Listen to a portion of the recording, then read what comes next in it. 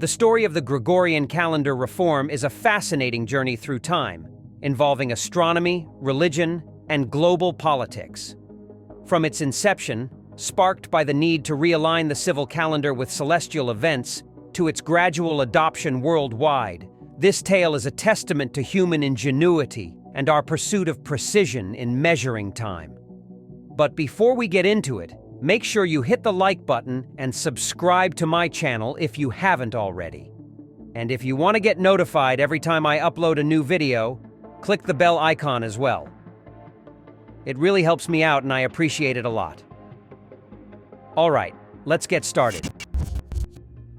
The Gregorian reform, which you're already familiar with, came about because of a need that was confirmed by the Council of Trent. This need was to fix the mismatch in the calendar that had been happening since the First Council of Nicaea in 325. The main goal was to make sure the liturgical calendar was consistent, and to do this, some changes had to be made to the civil calendar. The core of this reform was a desire to get the civil calendar to match up with the tropical year. The Council of Nicaea had decided that Easter should be observed on the Sunday after the full moon, following the spring equinox in the northern hemisphere.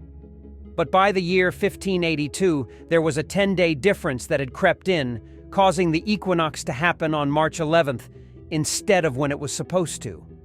So the Gregorian reform was all about fixing this issue. It was about making sure that the civil calendar was in sync with the tropical year, and that the dates for important events like Easter were accurate. This was a big task, but it was necessary to ensure the regularity of the liturgical calendar. This reform wasn't just about making a few small changes. It was about correcting a discrepancy that had been present for over 1,000 years.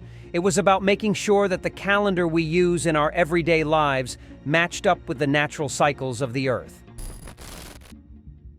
The heart of the problem was a miscalculation in determining the length of the tropical year.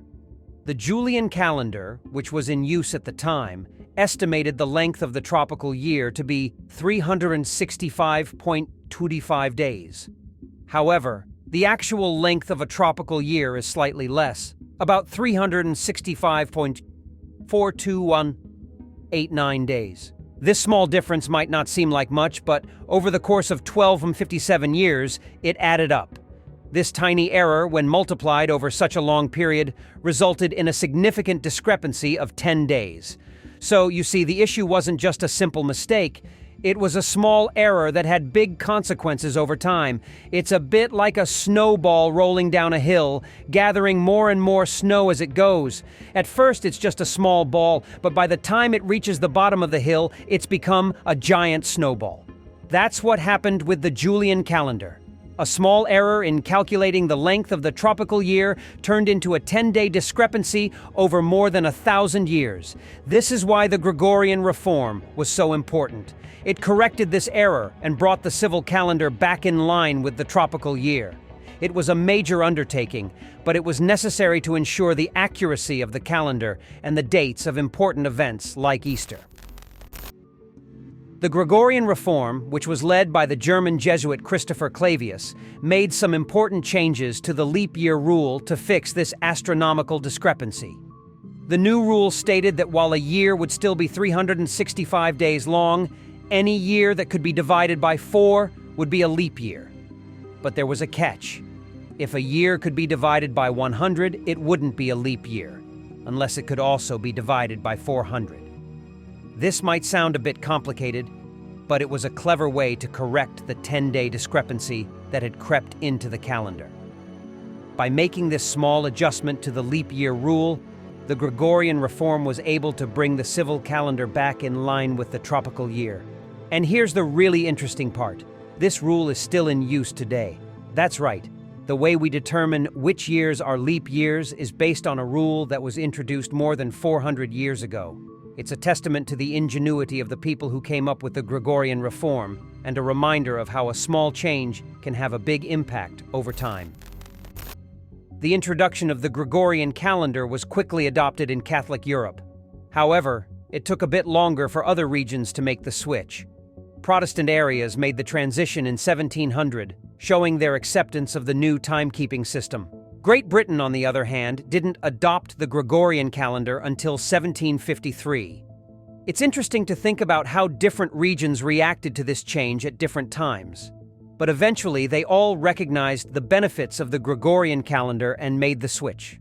Japan also made the transition, but not until 1873. This shows that the adoption of the Gregorian calendar wasn't just a European phenomenon. It was a global shift that affected countries all over the world.